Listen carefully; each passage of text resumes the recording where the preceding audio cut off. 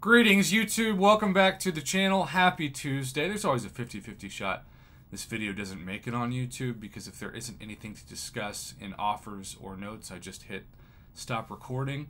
But we do have two new notifications, and it is our new second week daily cards that says resupply with daily cards. And also, we have Alliance Quest updates, which we've been looking forward to. Alright, so let's start with this. Alliance Quest updates. Finally. Greetings, Summoners. We're coming up on the start of Alliance Quest Season 10, and we've got some big changes coming your way. From adding choice nodes to higher maps, loads of new modifiers, including Map 8, changing rewards, which is why I said hoard your glory as much as you can before this announcement. I feel vindicated. And plenty more. There's lots to go over. Let's get started. Choice node in maps 4 through 8. Our biggest change to Alliance Quest this season is the addition of choice nodes to maps 4 through 8.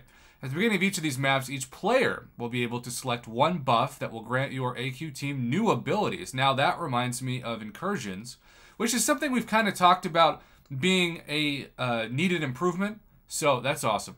These buffs last one day, so you can try a new buff each day, or stick with your favorite. Buffs. Broken measures. Each time the attacker inflicts an armor break or shatter debuff, they gain an aptitude buff, increasing fury, armor up, and precision buffs by 10% for 10 seconds.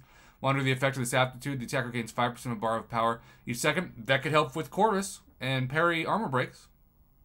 Preventative measures. Each time a Fate, Seal, Stagger, or Neutralize effect is applied to the defender, the attacker steals 3% of a bar of power from the opponent. Whenever the defender's buffs are nullified via Fate, Seal, or Stagger, or fail to trigger due to... I always say neuralize. It's really neutralize.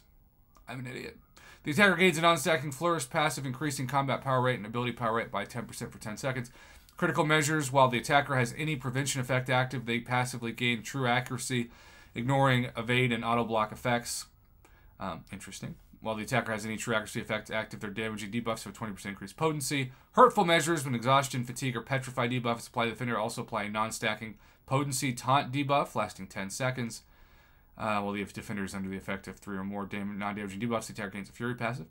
Defensive measures. While blocking, the attacker gains block proficiency based on 50% of their current armor rating. Proud measures. While under the effect of a regen, basic attacks have a 35% chance to grant a 20% passive for a 35% chance to grant a 20% passive. Max 10. These prowesses are removed after special attacks. Modifier updates to normal, heroic, master, and epic. They've removed Power Focus 2, added Power Focus 1. Heroic, Feats of Power, Roll Reverse Optimist, Pessimist, Force of Will, added Rise of Power, Stand, for Retreat. Okay, blah, blah, blah, blah. You can see Master has removed Bane, added Conflictor, Evasive Measures, Null Game. Epic, Power to Conquer, Turn the Tide, Parry Curse, Cascading Failure, Obstinate Charge, Masochism Overtime, ooh, Performance Anxiety, or what I called Prom. Rise to Power, Under Pressure, Use it or Lose it, Power through Sickness, Combat Deja Vu. Then the modifier tier Eternal is being added. At long last, it's time to introduce modifiers to Map 8. These modifiers are for Map 8 only. Let's get a rundown of the modifiers. So maybe this will inspire more people to do it. Maybe not. Dawn of Protection, Dawn of Intensity. By the way, all this is in the inbox. So I'm not going to read every word because that would be a waste of your time. Piercing Pursuit, Special Interference, Demigod Essence, Bosses, Encounters, and Buff Updates. Map 1, Groot. Map 2, Rocket Raccoon. Interesting. Final boss was Scorpion. Oh. Map 3, Howard the Suck No More. Final boss, Scorpion. Map 4, Immortal Abomination. Scorpion. Map 5, Hitmonkey. Scorpion. Map 6 is what I... do Jabari Black Panther. Diversion, the attacker with a falter passive causing attack. Ooh, I hate falter. Vital Strikes, Bob and Weave, and then the final boss being Scorpion. Bubble Shield, No Hit, No Mercy, Power through Sickness. So as always, it's nice to have poison immune champs when you're fighting Scorpion. Map 7, Tigra. And Sauron. Ooh. Here's looking at you, Nimrod. Scorpion, final boss. And then we have the rewards updates, which I don't know about you, but Alliance Quest to me is necessary evil to get glory.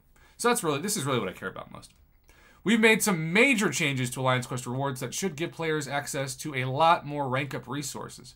The new ranked rewards that provide 2 to 5 times more rank up resources. That is what I've been calling for at least 6 months. Map crystals are being removed. The value of these crystals was both outdated and unclear to players. I don't know how to feel about that. Rest in peace to map crystals. That's something that we've just assumed would always be there, right? At some undetermined point in the future, we will be automatically opening these crystals for players. Yikes. So they're doing this also to clear up server space. So for those of you that have like thousands, now's the time to open them and send me the data. We'll give you as much notice as we can, but don't have a date for that at this time. Yeah, they're doing that to clear server space. That's obvious. But consider this your very advanced warning.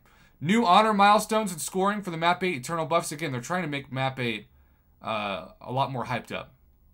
New map rewards. One of our overall goals is to encourage alliances to play higher tier maps. That is obvious. Right now, it's risky to push a higher map because of the reward structure, but we want to encourage alliances to push a little harder and further, which makes them more money, by the way. The new rewards should help by making it less risky to move up maps if an alliance isn't confident they can 100% explore it every day.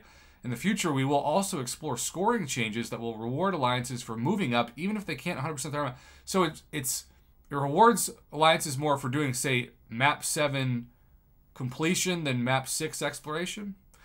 Map crystals have been removed from the peak milestones, but glory amounts aren't changing. Wait, doesn't that mean players will earn fewer rewards? It does not, because the glory store is getting a massive buff. This is why I said to hoard glory.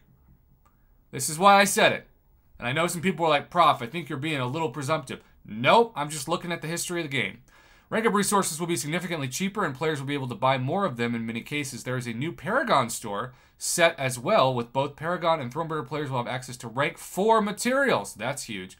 Relic alloys in the Glory store. Get relic alloys in the Glory store to rank up your relics. Together, these changes mean the glory acquired through the peak milestones and rank rewards will be worth much more than the map crystals that are being removed. There have been no changes to the Alliance Quest potions, revives, or energy refills. This is why they are not listed on the table. They have not been removed. So you can see that the glory store actually gives you half of a tier 6 basic and half of a tier 3 alpha for 3,600. Tier 5 class catalyst fragments, half of one. Tier 5 basic fragments, 140,000. So tier 5 basic and tier 2 alpha. 3,600 glory can be a lot of glory, but let's just do the quick math so we're not embarrassing ourselves like usual. So 288,000 tier 2 automatically is 8 tier 2 alpha for 3,600 glory, and tier 5 basic 140,000 is over 3. It's kind of a random number. Wow. So that's the first. Tier 6 basic and tier 3 alpha, it's game changing. And you're thinking, why is Kabam making them so much cheaper? Well, 7 stars are coming, obviously, but also rank 4 6 stars help make Battlegrounds more challenging and thus harder for people who fight just higher 6-star rosters. And so by doing this and having more rank 4 opportunities, they're actually making Battlegrounds harder, which hopefully will make them more money in their eyes. And then you can see the top milestone rewards, 4,500 glory, all the way down to 20 glory. Okay. And then you've got the Season 10 map rewards.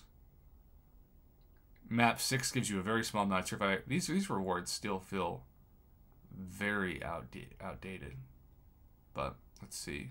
Exploration, 3,000 tier 5 basic Callus fragments, 36. Again, that still feels... Those are the least impressive to me. And then the Glory Store update. Look at that. Wow.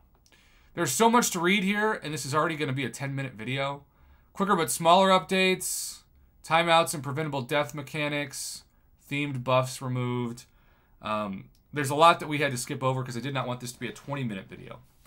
But rest in peace to map crystals. I think that's going to be a little bit of a bummer, though I do think the math works out, depending on how much glory we get, that we should still be better off in the long run. What this does mean is that we won't get as many Tier 4 class catalyst fragments, as those are usually a nice bonus to map crystals. And that just makes the Tier 4 class catalyst selectors in both the Battlegrounds store and even in the Daily Cavalier specials that much more valuable going forward. So let me know your thoughts in the comments below. So much to talk about. Hope you enjoyed this video.